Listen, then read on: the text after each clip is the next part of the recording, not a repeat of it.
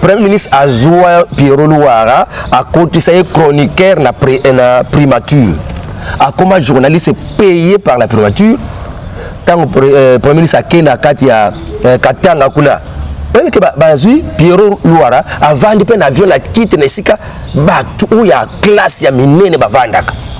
Pierrot Louara azalaki na kati pe Akena compte na frais ya gouvernement.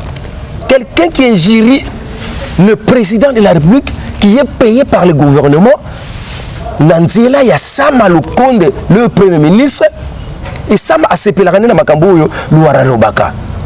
Alors tant qu'on a de grâce population et bengana yena katikati ya meeting negezalaki wana.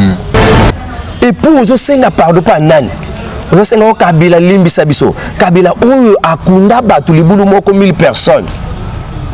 A sala ba fausse commune combien? Kabila oyo ayokela ba congolais mawate, Kabila oyo a salisi ki mwana sapo abomisi des milliers de gens kuna na kati ya Kasai. Abomisa ba bundu ya Congo. Abu pourtant atinde basoda baboma bandi ko na biso bundu la Congo. Kabila yo senga limbisa yo watiki 60% na biso ba forêt équatoriale. Kabila ndezo ba limbisa. Qui devait demander pardon? Ya ba baninga. C'est Kabila qui devait demander pardon au peuple congolais ou bien yo aux senga le peuple congolais pardon pas Kabila. Qu'est-ce que le peuple congolais a fait devant Kabila?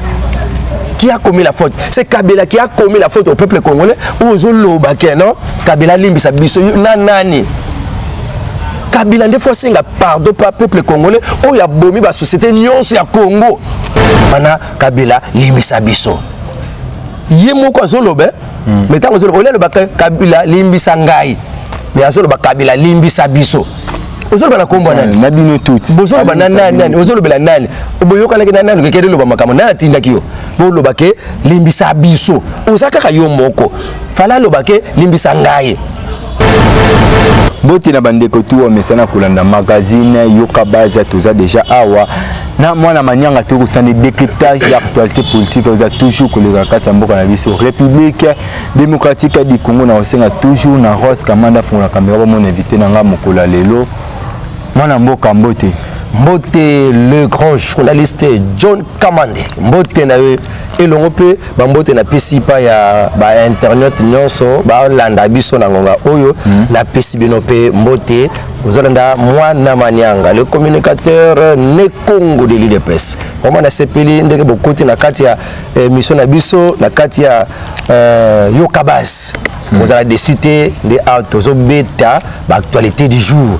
Yango to sengi boza la kaka ozage jusqu'à la fin de to koyeba na analyser longo na bino makambo zoleka. OK ba chala vite mukole mwana mboka to kotimba mo na mama na likambo to limukula lelo Pierrot Louara. Olanda ki déclaration na pour na chef de l'état. L'état qui analyste mon ndenge ni kana ko limbola biso va to kota na makambo va to kota na Pierrot Louara grand journaliste. Papa oyo ngai depuis kala na yeba yeke papa oyo alingaka fachite abokwami na maboko ya Kabila asali na journal ya na chaîne oya Digital Congo na temps Kabila zaki na pouvoir ba liesi pa Kabila tango komaki na suka bando futa esute kuto alongwaka comment peut ko loba bilobela contre famille Kabila mais après tout ayeko zonga suko bazui pa ya Moïse. Parce que Moïse saka ndenge moko na Kabila. Ba ko zoyi pa Moïse a komi siko chroniqueur pona ko lobaka mabe ya fachi.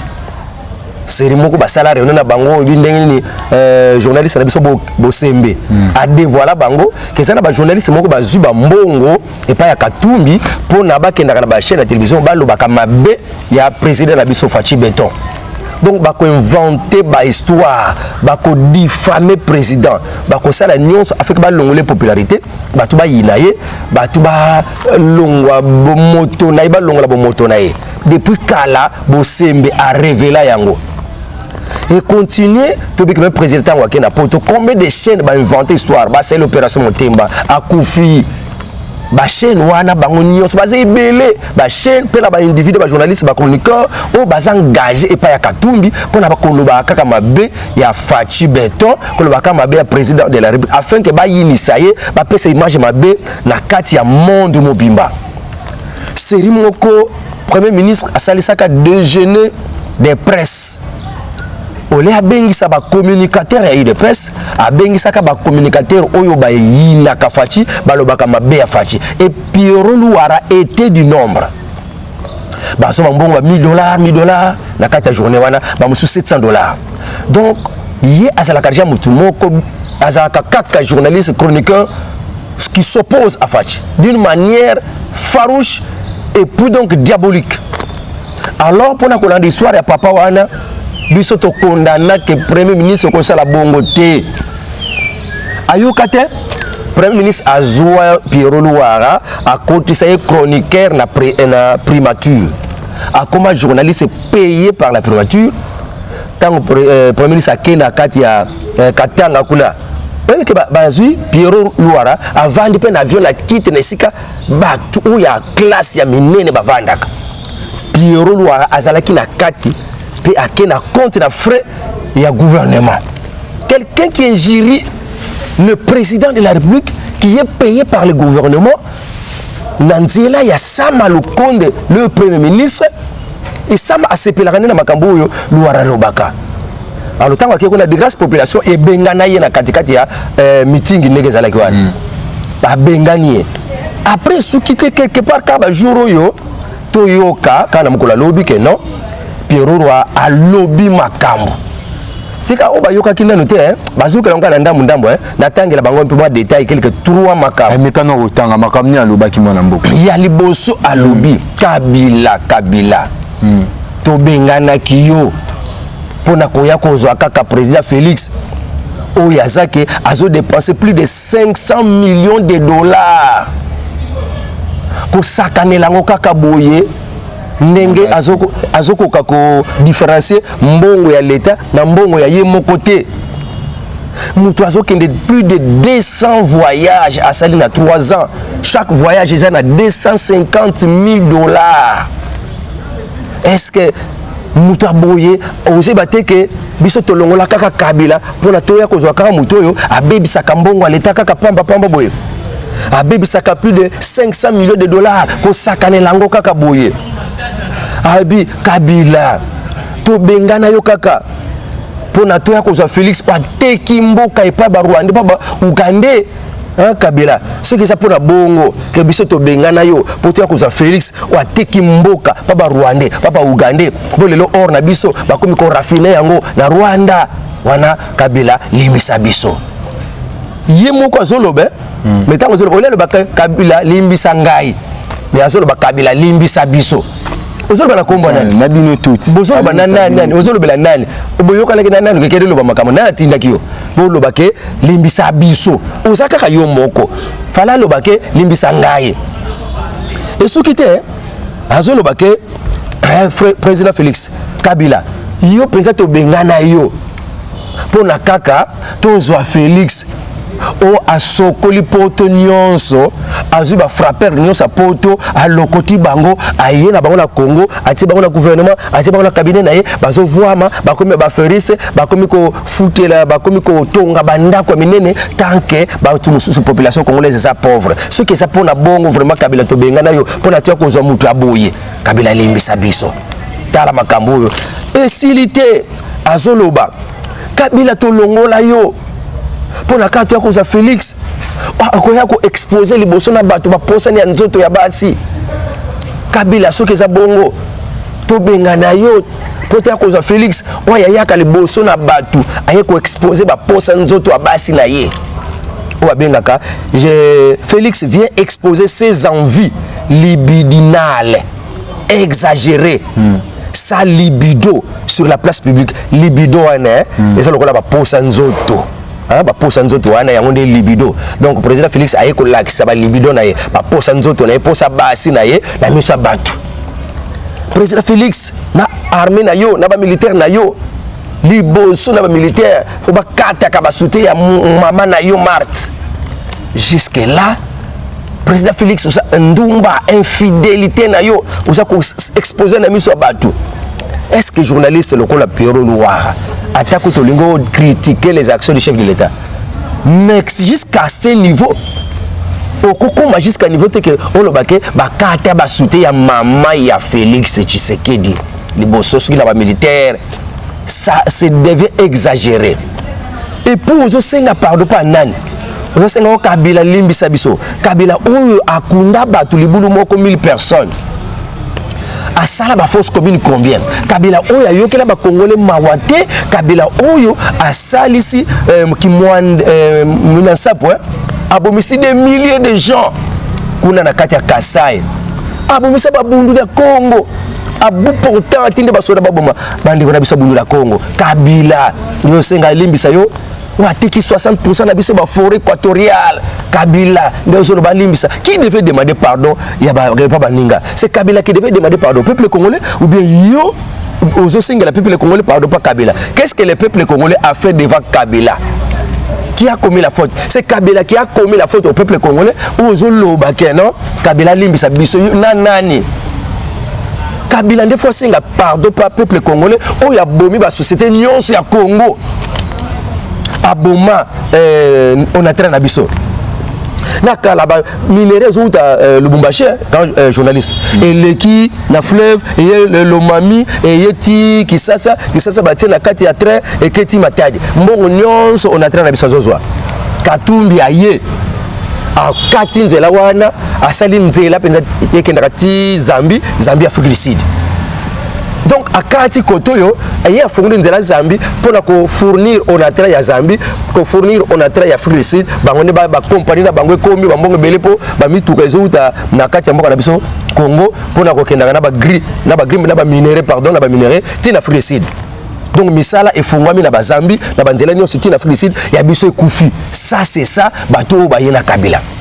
Kabila to limbisa biso oyo Kabila yende muto aseke Congo yo ekoma na pasi yo tozali ba exilé politique ba prisonnier politique ba cachot clandestin combien numbi asalaki na chambre froide na ye na kati ya ndako na ye oyo abando bomela batu na régime ya Kabila lilo Kabila alimbisa biso en quoi pero noir attends $1 million mais il faut un peu avoir des réserves ya koyeba ko globa makambo sus soko ningo za opposant et tu vas jusqu'à dire que président Félix Azako Lakisa Bolumbu ya posa nzoto na ina miso bat un président qui te parle comme moi na Lobota kuto ko yibisa ta makamwanati mais il dit ça un président de la République en tout cas oyo cour d'appel et sali et ça très important cour d'appel et lancé mandat d'amener contre journalistes et puis INPC oyo tala kama discipline ya ba journaliste ba bengi CP mais mutu déjà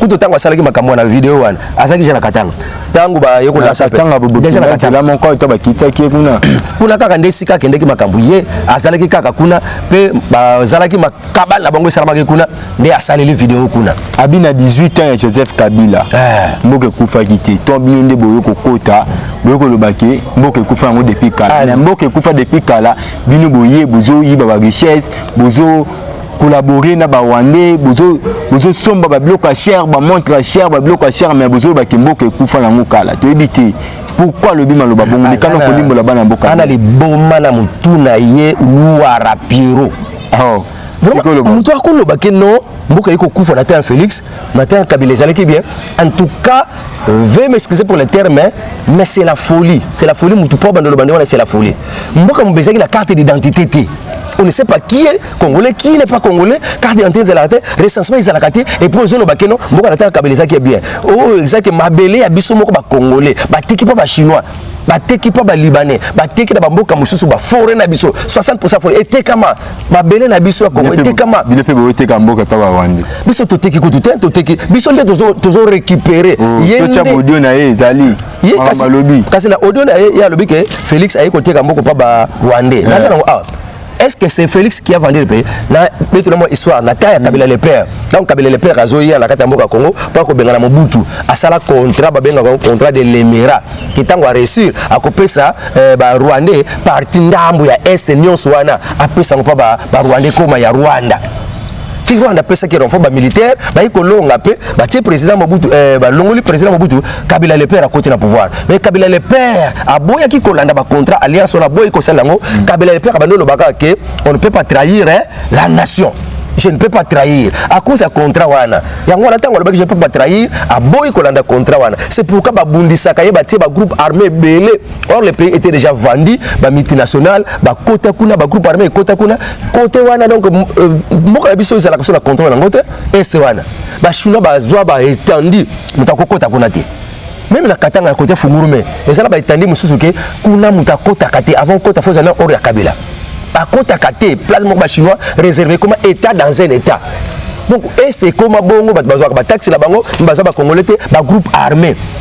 Est-ce que le groupe armé là tout la Loire, groupe armé Yangomino, Félix Motatiango, groupe armé ya M23, Yé Motatiango, Félix Motatiango, groupe armé ya Codeco, Yé Motatiango, groupe armé belé Zakuna. Est-ce que ça Félix Motatiango? Et ça bateau batiango batouana ba Kabila régime ya kala batou batie ba groupe armé wana nani abomi mboka nani ateki mboka ba Rwandais. Mais c'est que mutuna yo ozo ganga ke azo ngozo senga pardon yene muta bomi mboka même muta botami lelo ayebi ke Kabila détruit le pays. Kabila en 2006 Jean-Pierre Bemba élection, est-ce qu'il a pris sa pouvoir? En 2011 Etienne a joué élection, est-ce que Kabila a pris sa pouvoir? Il a tué les gens à bout portant. Et c'est ça le régime Kabila Zonga. Kabila abomisa bata bundu da Congo. Kabila abomisa Shebeya. Nabi sona jugement à Shebeya. Mouilambo alobi na kobombe la binote na zoib sabino froid aux yeux sans perdre de rien. Moutou abomisa Shebeya, c'est l'ancien président. Il y a beaucoup d'anciens présidents, c'est Joseph Kabila Kanambe. Et il est là à quoi Sambi Samate parce que la constitution est égale au bon. Mais c'est clair et net. Famille ya Shebeya Kolobanini. Tango Louara Zolobake, la tango ya Kabila, Makambosaki bien, Mouté côté Kambo Kezan Félix. Qu'est-ce que la famille de Shebeya? Qu'est-ce que la famille de Thérèse Kapangala et Koloba? Na Makambouane. Est-ce que les lots vraiment la société Zalaka? Talana enseignement d'Engeza. Enseignement ils sont paralysés. Mayele battu zaté. Bambong c'est la bis na université so vous allez c'est la bisité. Au cause quelque chose mayele na yo cause zaté. Donc pas na armée ba Rwandais infiltré ba fictif na ba école. Ba école monsieur Zalakate battu fuite la bambong. C'est pour cette raison Tozana Posa, Pierrot Louara Ayeba, que c'est Kabila qui a détruit ce pays en introduisant les groupes armés, la Katamboka, en introduisant des fictifs, Bazo Mbong, Bazalakate, Bazolia Mbong, la Kata armée, Yemutatia, Généraux, ou Yaba Rwandais, Burundais, la Kata armée. C'est lui qui a permis que les lois institution à Bisso, institution tout comme la Rwandais, puis étranger. Yemutu, Anatango, Abomisa, Shebeya, Yemutu, Abomisa, Bundu Congo, Yemutu a créé ma Kamunda Sapo, Kabila Muta Kunda, Batu Liburu Moko, Batu Bele, n'a pas manifestation. A Beta Batu à bout portant, pour que nous manifester, Etienne Azui, élection. C'est Kabila qui a abomi ça, Batu Bele, la Katamboka, Eric Leng, Kabila Muta Bomisa. Et ça m'a kaboko bombate. Si koyo yo oya kolobake no Kabila kutu alekibia Kabila kutu abomisa de asalma bete de mboka yiko tika malata Félix ozali bomba pardon na biso ilokwana. La tête ne travaille pas bien. Bien soka zu $1 million ba sombele ke jibuka sika yango kotambola kanango akomi bilobela $1 million wana jipana sika zonga pa banda. Katumbi mutanyos makamba katumbi pesa ki olobango. Batunyos wana katumbi azwa bango pona musala na ye. Bango bazwa bango na musala. Est-ce que ezani mwana mboka? Avant tout comme on a la suite na ye Louara wana Pierrot oyebi ke ba engagé na primature pas premier ministre soki lelo bazotinda mandat d'amener et pas ya Louara oyo déjà banda kala toyebi ka alobaka na be pour la président pe yambaka bato balobaka be ya président maintenant yo premier ministre oyambi comme chroniqueur journaliste et pas na yo na kati ya primature. Maintenant l'individu que vous avez engagé premier ministre Sama Lukonde, cet individu a fait des bêtises, a injurié le président de la République. Yo siko yo mutu na yo na kati ya pala. Si on doit interpeller mutu wana journaliste wana ngai mwana manyanga nazoloba Ngaï, Nazol Basalangage, que moi, il faut aussi interpeller le Premier ministre qui connaissait déjà l'esprit de cet homme, qui connaissait déjà que Moutou Oyo a ka président. Yo, ngara Premier ministre, Nazalaka proche à président, n'a engagé Moutou Finga ka président, c'est que je suis pour. donc biloko les autres là ça déjà rapport Sama Lukonde à ce kazala qui déjà nzela moko na ye c'est que ya bana ko lobate mais tango nyonso Sama zoloba parce que comment mutu ko engager na musala na ndako na yo pe aza ko futa na mbongo gouvernement oyo Félix Tshisekedi aza na kati ya likolo zo kamba comme institution président de la République yo batie chef de gouvernement o salela vision chef de l'état yo ozi mutu afinga ka président ou alinga ka président c'est que toi aussi tu n'aimes pas le président toi aussi tu ne veux pas du président yango nga nazo senga yemoko Sama Lukonde ayebaki nani wana Pierrot Luara ayebi nini eleka na Katanga kuna matisse na avion na place ya bien na compte ya gouvernement yempe fois à la interpeller comment premier ministre tu dois engager un journaliste chroniqueur na katia cabinet et à primature ou Azake qui est contre le président Félix et il est payé na frais à gouvernement quelqu'un qui est contre le président qui dit de mal et jusqu'à injurier même le président de la République maintenant tout le banini papa Sama Lukonde yango ermoko na yina kananga yote mi sala o sala ka etali sakanga ke ulinga kano président et premier ministre il faut bato mboka siko bayeba peuple congolais yeba premier ministre en tout cas je doute encore aujourd'hui je doute encore pour la troisième fois il n'est pas derrière Fachi Beton il est en train de suivre Bamitindo ya kuna ya Katumbi parce que tous ces journalistes baza au service de Katumbi pour na makambo bazo sala mbongo bazo zwa ezuta ka pour na Katumbi pour na ba salir image chef de l'état ti ko lobake président Félix azona ba posa nzoto azona ka ba posa nzoto asa infidèle asa ndumba jusqu'à ce niveau Pierrot Luara en tout cas na ndenge na zabwe en tout cas soka za premier na ko mamule mbata penza mamule mbata en tout cas soka za premier makambo ndewala tala papa na nga Fachi mutu moko siko aya ko lobake papa na nga saka ndumba papa na nga et puis au kota na mama na ngai o bakata ki ba singa ya soutien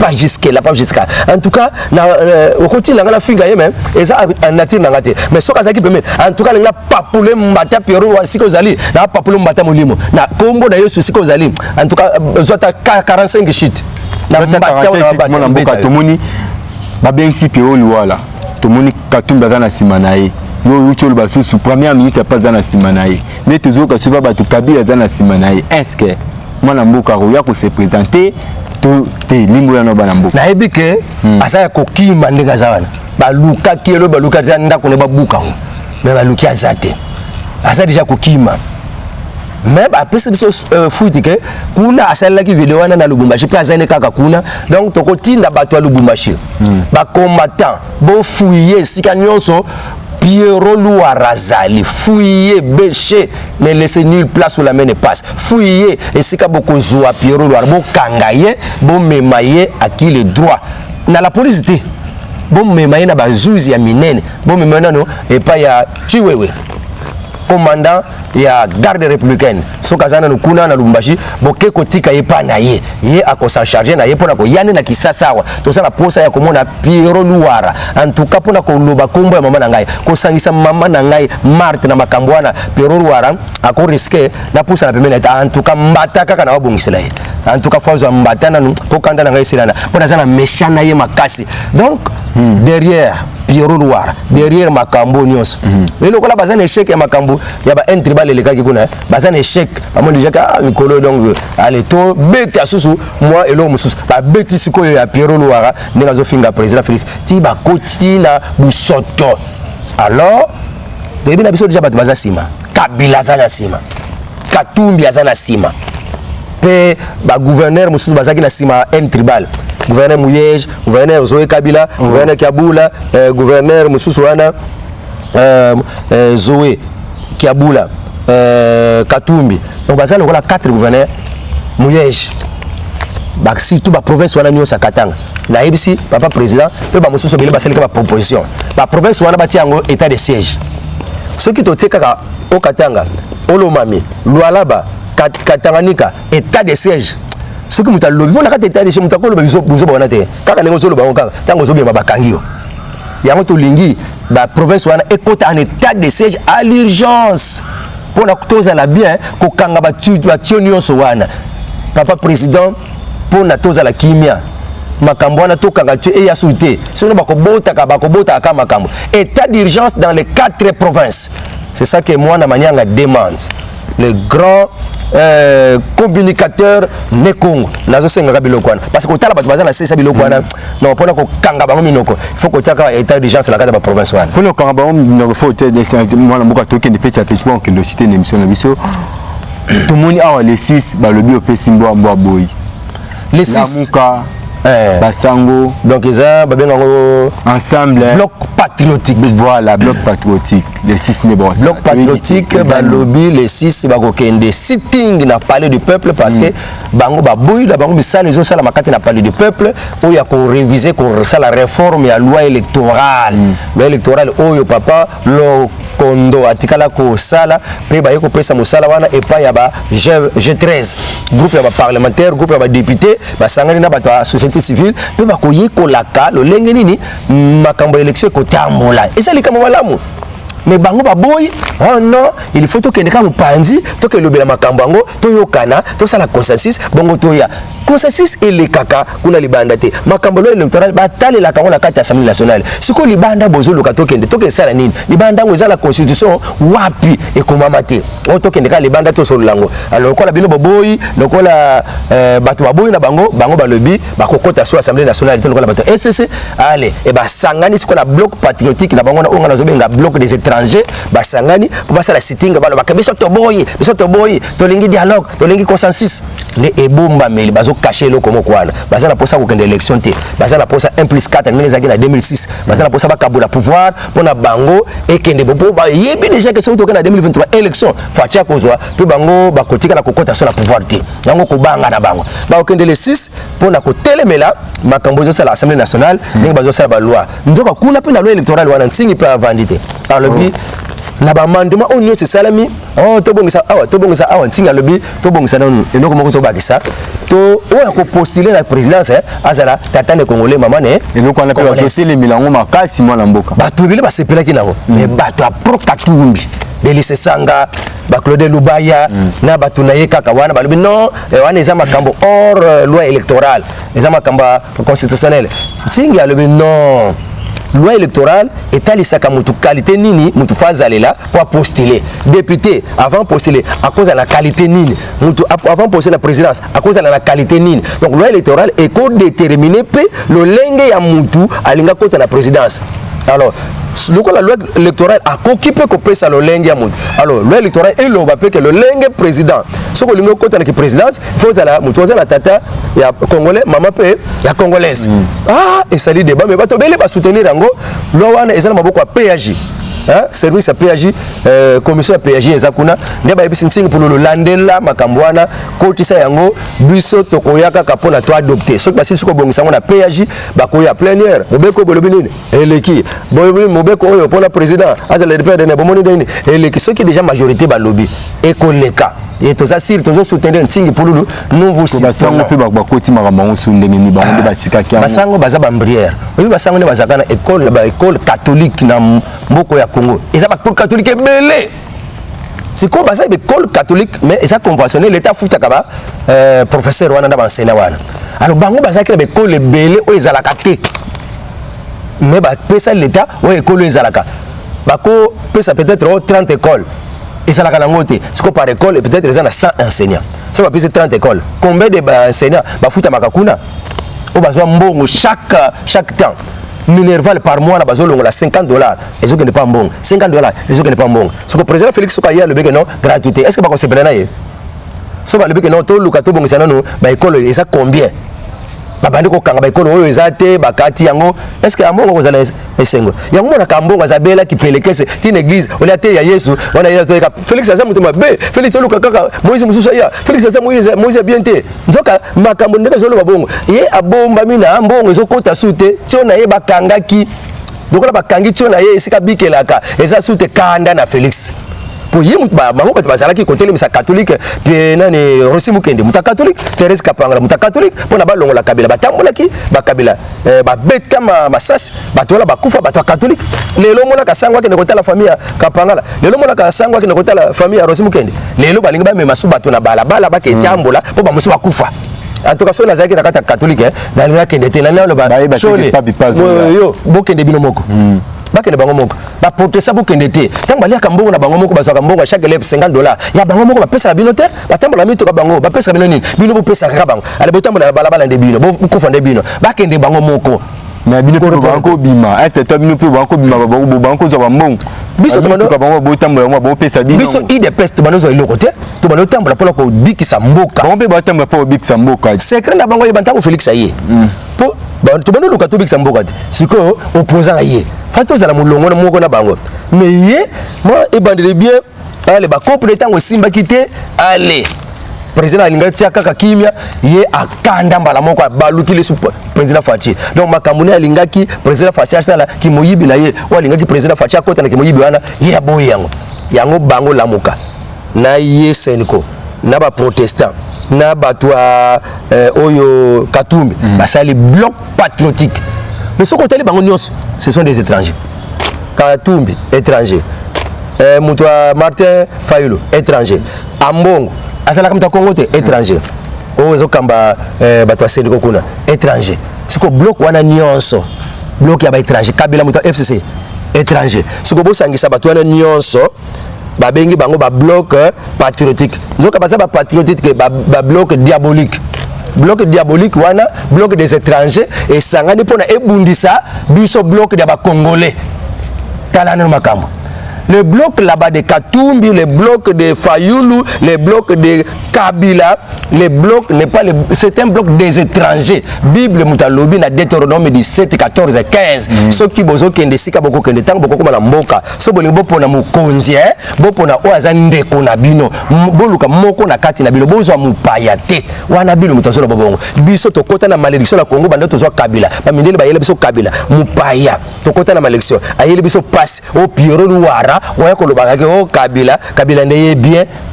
Ça, c'est la folie encore. Donc, Batouana Bakotambola. Biso Tozo Kendekak. Le chien aboie. La caravane passe. Et qu'on les en force. Et qu'on a adopté. Ou Alingazala, président de pères congolais, de mères congolaises. Yango Mboka, c'est tout à fait bien. Moi, on peut banner la relation. Moi, Mboka. Alors, député provincial, comment on va voter pour la foot à Bangote, moi, Mboka. Ba député provincial ba député provincial pe bazo sala fufu donc baza kutu bato moko ta mbwa kutu soko bete ta mbwa akogang surtout ya biso ki sasa député provincial mutazana makoka ko longola gouverneur ya biso bozala makoki ti bandaka la bofuta makate kasi bino bozala makoki ko longola gouverneur siko bozo biso ke no toko voter gouverneur te pona nini tozo futa mate siko soko bozo futa mate biso population mutu toko telema bino nde bozala kana makoki ko longola gouverneur bino moko beso se plaindre mais bino moko bo longola gouverneur bino ba Chekoko bino ba Peter Kazadi boza awana kisasa vous êtes incapable ya ko longola ngobila ou azo détruire kisasa ou atie comme si kisasa que sans l'état l'état zate ba policier bazo sala n'importe quoi on dirait ministre intérieur za la gade transport n'importe comment donc mutu ko sala n'importe comment ici Kazali mutaza chef mais tout ça na kati ya mboka il y a un gouverneur ou azaki ya komobiliser ka babisi pona ko mimaka batu ba ko yembela kaye na 10e mirina ye ko yembela kaye wana nde gouverneur mais pona ko kamba mboka ba moto ezokota combien par jour moto chaque moto ezokota 500 francs.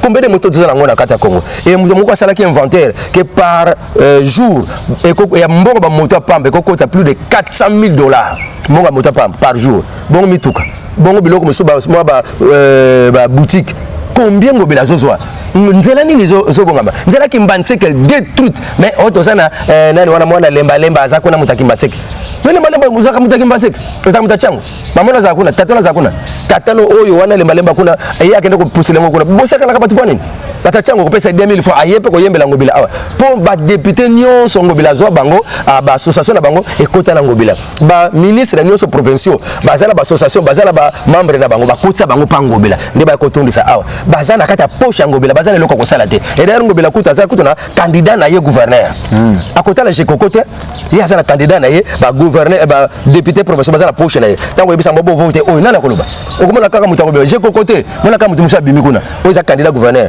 pour komona Chekoko ko chaka ekal. Ok, mon amour, quand tu sais que petit à petit on qui nous chité tout le monde après mon soeur Gilles Alingate après au côté les monstres moji alingeti aleki suna te kuna kosenga peuple congolais ba pardon c'est que yemoko ayebi ki alobaki mabe tondenge ni mikano kolimbola mwana mboka kuna to kolimbola mais sika ba député professeur to na to so to yebisa ngoke faute na bino moko ndenge bozo futa mate bozo bozo futa mate boza na droit ya kotala économie kotala makambo ya mbongo ndenge okota ndenge ba wasala ngo dépense so moni ke zo tambola te bino boza na makoki ya kolongola gouverneur boza na sika ko se plaindre te so ko memiki ko voter gouverneur te to ko kangisa bino exactement oya ko réclamer mbongo na bino te parce que ceux qui ba gouverneur bazo futa bino te c'est que il y a quelque part ça ne va pas qui sont là pour le contrôle du gouverneur bino moko ba député bosala mosala na bino bolongola ba gouverneur wana poto mona ke bazo yiba mbongo bazo futa bino te alors to ke sikola makambo ya jela lingete ba ke na kati ya Amérique na forum des investisseurs moko na biso kongo ebenga maki pe akeye moko te akena délégation ba ministre akena délégation ya ba député tango ba ke kuna ne bango moko ba lobi jila lingete yo lokola balingaka yo na ba américain basepelaka na yo crédibilité na yo yo nde moto kozwa parole ba ministre bazali kuna ba lobi toponi yo parce que sengeli moto mokozwa parole a plaider pour ba investisseur ba ya na Congo na mboka na biso alors bango moko ba député collectif ba député ba ministre nyonso bazali kuna ba voter que non to peso maloba yo jila lingete loba pour la yuki na ba item de télévision ba musuba ko loba ka qui est cet homme là j'ai la linguette pour aller demander des investisseurs de venir dans notre pays est-ce que c'est lui qui est mandaté pour ça parce que yebate on va tout dans une histoire ndenge zalaki que ce n'est pas de lui-même qui s'est dit non c'est qu'on a loba ba ministre ba député ba pona qui est pour la crédibilité à ça en Amérique on veut que tant yo ko loba ba to ba ko zwango au sérieux. Donc il était mandaté pour ça. Et ça quand makoke na yemo côté. Et ça quand que président de la République a ko luka ka investissement. Et belé oyo bazo luka ba investisseur bazo kota na ba investisseur na mboka Congo. Président mutazo benga bango. Mutu moko azala mo société na ye a sali moi demande na ye à investisseur moko boye. Investisseur peut monique non au Congo il y a une association telle que nga Ribel Luzwango. Ndeko langa moko azala société na ye lesa Congo. Asenga ki ba investisseur baya ba yeliye akina bango na ba ministère. Mais ba boy ko signaler mikanda po banda musala na ba investisseur na ye. Est-ce que il est un individu congolais? Est-ce que c'est président de la République? Donc pour non, qui est Gilles Alingete pour demander des investisseurs? Ce n'est pas seulement le président de la République. Même moi tel que je suis là, à cause de l'activité de moi société nanga, na sengi ba investisseur ba soutenir ngai, ba c'est ba partenaire ngai. Ba ko qui tape sur le terrain. Baye ba congolais botika bolongola et analphabète l'esprit d'analphabétisme na mitu na bino pour comprendre makambo te ndenge ba pona ki akebondela balobi na mboka na biso apesi maloba ya flatterie n'a pas de guerre seulement dans les coins de à 2000 km de la capitale où l'on trouve une insécurité et les autres là ba groupe armé bangonde bazo ko semer insécurité mais bazala kala posa kaka bayi babiso ba minerai bayi babiso ba minerai ton minute ça non toujours que nanti ouais tout le monde là olobi banga nazina ko tawana alobi ke minute elinge ezana ngona muke moi 5 minutes pas moi 5 minutes na limbola penza bien ba imboka bayeba yela linge ta sali lisumu te alobi ke guerre ezali lisumu te pona osinga pardon guerre alobi guerre ezate kaka moi groupe ya ba rebelle ba rebellion ezakuna ezotia ka insécurité bato tanga bayika ko batomboka fingi ba kufi na guerre afingi bato est asalima kama be eza trahison Félix Longola ye ba parlement photo bengi sena parlement to juger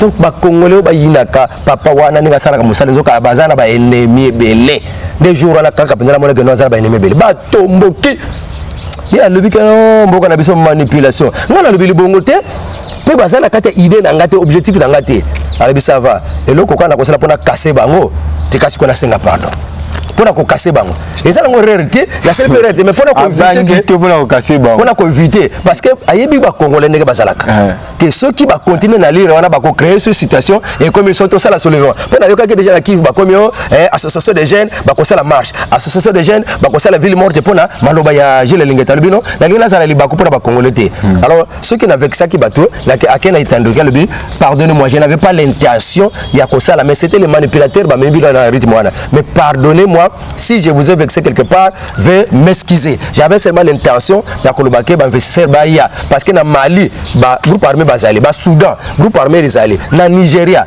groupe armé izali. Mais il y a le bateau qui investisseur ko kitate pour passer le message sika guerre ezate. Et sika mindu kezate. Et pour guerre ezalaka ko bunda namboka mosusu. O to zalaka nangwana. Eza guerre te ke bazoko bundisa RDC pour na baya ko zo bokonzi. Bango ne bazalaka na bayika quelque part bakuti na bango bavandi na bango. Pour bayibaka minéré na bango. Biso siko nde to zo ka soda pour na to déloger bango nde ko makasiko guerre. Alors, ceux qui FARDC avant de naie personne qui était bango ba beta ba bomaka ba tu basala ka insécurité. Donc baza ba créer ka insécurité. Alors pour na déloger bango lokola bazala ba arme, il faut armer na biso ke na minduki et déloger bango. Alors natango na siko ko bunda wana ne ko maka guerre. Mais au départ, leur but ezala te baya ko bundisa armée congolaise. Bango but na bango ba ko s'installer na est pour bazo minérer, bazo ndambu wana ndenge ya balkanisation ezali. Donc yango bazala kanango, j'ai la lingette à qui bolimi c'était pona kolobake réellement les abinza faute mais ba manipulateur ba mimaki bato na ndenge mabe yango pona ko casser bango cour j'ai la lingette à s'expliquer na bato kivu pona batika désordre ba manifestation balinga ba banda. OK, bafwa bashala vita mukolena plus 243 99 062 55 94 plus 243 99 062 55 94 mon amboka tukumina suka. Ah, n'a pas sa numéro. Même si émission na biso malobano na suka ezani pe numéro de téléphone na yo. Kina msuto tunete do ko bingo pour ba congolais tozala bomoko. Mboka eza biso moko. Ceux qui to tiki kaka bongo mboka ezala kaka bato étranger ba dominer yango. Étranger ba ya ba côté ka biso mboka. 30 ans après ba koyebe biso kaka awa longwa etikala so ya yote. Bateki déjà mboka na biso na mabele bateki déjà à 40%, ba forêt ba 60%. Félix azo ko récupérer donc tika tozala bomoko na kata mboka ba père et de mère to sangana to lutter contre ces blocs des étrangers. Numéro nanga plus 243 951 67 35. Nga le communicateur ne Congo mwana Manianga José Matuvangwa na pesi binombote nyonso au revoir tolanda makamuso zolanda na sima. OK, bakashala vita mukole elongo na Israël Ross Kamando zagi toujours na sima caméra. C'était votre le serviteur John Kamande le Mwali de la presse congolaise plus code Yamboka 99 062 55 94 tukutani bisuna bino mbalasima. Bye bye. Il faut ba député ba ministre nous bazali ko ba voter que non to peso maloba yoji la lingete loba kuna yuki na ba itam de télévision ba musuba ko loba qui est cet homme là j'ai la lingete pour aller demander des investisseurs de venir dans notre pays. Est-ce que c'est lui qui est mandaté pour ça? Parce que on a une histoire que ce n'est pas de lui-même qu'il s'est dit non, c'est qu'on a loba. Ba ministre, ba député ba pona qui est pour la crédibilité à ça en Amérique, on a que tant yoko loba, ba to ba kozwango au sérieux. Donc il était mandaté pour ça. Et ça quand makoke na yemo côté. Et ça quand que président de la République a ko luka ka investissement. Et belé oyo bazo luka ba investisseur, bazo kota la ba investisseur na mboka Congo. Président mutazo benga bango. Mutumoka zala mo société na ye a sali moi demande na ye à investisseur moko boy investisseur pe monique non au Congo il y a une association telle kenga Ribel Luzwangu ndeko langa moko zala société na ye lesa Congo asenga ki ba investisseur baya bayeliye akina bango na ba ministère mais ba boy ko signaler mikanda po banda musala na ba investisseur na ye. Est-ce que yé asa individu congolais? Est-ce que ça président de la République? Donc pour non, qui est Gilles Alingate pour demander des investisseurs? Ce n'est pas seulement le président de la République. Même moi tel que je suis là, la cause de l'activité langa moko boye, moi société langa, na sengi ba investisseur ba soutenir ngai, ba ça ba partenaire ngai. Ba ko qui tape sur le terrain. Baye ba congolais botika bolongola et analphabète l'esprit d'analphabétisme na mitu na bino pour comprendre makambuté ndenge ba pona ki akebondela balobi na mboka na biso apesi maloba ya flatterie n'a pas de guerre seulement dans les coins à 2000 km de la capitale l'on trouve une insécurité et les autres là ba groupe armé bangonde bazo ko semer insécurité mais bazala kala posa kaka bayi ba biso ba minéré bayi ba biso ba minéré. Donc minute ça non vous venez nan ouais tout le monde là olobi banga na zina ko tawana alobi ke minute elinge ezana ngona muke moi 5 minutes pas moi 5 minutes na limbo la penza bien ba imbo ka bayeba yela linge ta sali lisumu te avec guerre ezate ici muté pona aussi na pardon guerre alobi guerre ezate kaka moi groupe ya ba rebelle ba rébellion ezakuna ezotiaka insécurité bato tanga baziki ngoto batomboki afingi ba kufi na guerre afingi bato est asalima kama be eza trahison Félix Longola ye ba parlement photo bengi sena parlement to juger donc ba congolais ba yinaka papa wana ninga sala ka musala nzoka bazana ba ennemi belé des jours ala kaka pendant mona que nous ba ennemi belé ba tomboki ya lobi ka mboka na biso manipulation ngana lobi libongo te pe bazala kata idée na ngate objectif na ngate ala bisava eloko kana ko sala pona casser bango tikasi kona senga pardon pona ko casser bango ezala ngo rarité la seule rarité mais pona ko éviter pona ko casser bango pona ko éviter parce que ayebi ba congolais ndenge bazalaka que ceux qui va continuer na lire wana ba ko créer cette situation et comme ils sont tous à la soulèvement pona yoka que déjà la Kivu ba comme association des jeunes ba ko la marche association des jeunes ba ko la ville morte pona maloba ya Gilles Lingeta lubino na lingela za li ba ko pona ba congolais te alors ceux qui n'avaient que ça qui bateau na que akena itandoka lebi pardonnez-moi je n'avais pas l'intention ya ko ça mais c'était les manipulateurs ba mebi dans rythme wana mais pardonnez-moi si je vous ai vexé quelque part, veuillez m'excuser. J'avais seulement l'intention d'akolobaké investisseur baya parce que na Mali, ba groupe armé bazali, ba Soudan, groupe armé ezali, na Nigeria, ba groupe armé ezali. Mais il y a le baté que investisseur ba ko kitate pour ça mais ça les sika guerre ezate. Et sika mindu kezate. Et puis guerre ezalaka ko bunda na mboka mosusu. O to zalaka na ngwana. Eza guerre te ke baso ko bundisa RDC pour na baya ko zo bokonzi. Bango ne bazalaka na bayika quelque part ba koti na bango ba vandi na bango. Pour ba yibaka minéré na bango. Biso siko nde to zaka ba soda pour na to déloger bango nde ko makasiko guerre. Alors ceux qui FARDC avant de na yepeso qui ndete bango ba beta ba bomaka ba to basala ka insécurité. Donc baza ba créer ka insécurité. Alors pour na ko déloger bango lokola baza na ba arme, il faut armer na biso ke na minduki et déloger bango. Alors natango na siko ko bunda wana nde ko maka guerre. Mais au départ leur but ezalaka te baya ko bundisa armée congolaise. Bango but na bango ba ko s'installer na est pour bazo minérer, bazo ndambu wana ndenge ya balkanisation ezali. Donc yango bazalaka nango, j'ai la lingete asenga ki bolimi c'était pona kolobake réellement ezabinza faute mais ba manipulateur ba mimaki bato na ndenge mabe yango pona ko casser bango cour, j'ai la lingete asexige na bato Kivu pona batika désordre ba manifestation balinga ba banda. OK, bafwa bashala vita mukolena plus 243 99 062 55 94 plus 243 99 062 55 94 mona mboka tukumi na suka na pesa pe numéro même suka émission na biso maloba no ya suka ezani pe numéro ya téléphone na yo na msuto tunyote to ko bingo ba ba congolais tozala bomoko mboka eza biso moko ceux qui totiki kaka bongo mboka ezala kaka bato étranger ba dominer yango étranger ba ya ba koteka biso mboka 30 ans après ba koyeba biso kaka awa longwa etikala so ya yote bateki déjà mboka na biso na mabele bateki déjà à 40%, ba forêt ba 60%. Félix azo ko récupérer donc tika tozala bomoko na kati ya mboka ba père et de mère to sangana to lutter contre ces blocs des étrangers. Numéro nanga plus 243 951 67 35.